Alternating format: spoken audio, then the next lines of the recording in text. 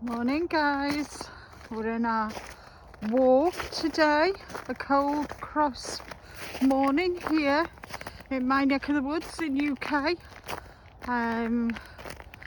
It's very frosty underfoot, you can hear the crunch, and just want to show you how the frost looks on the trees and all the foliage.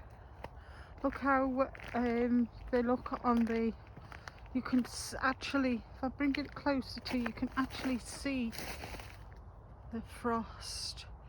It's formed little icicles. It is absolutely beautiful. Cold, but absolutely beautiful. Isn't nature a wonderful thing, guys? Bye for now.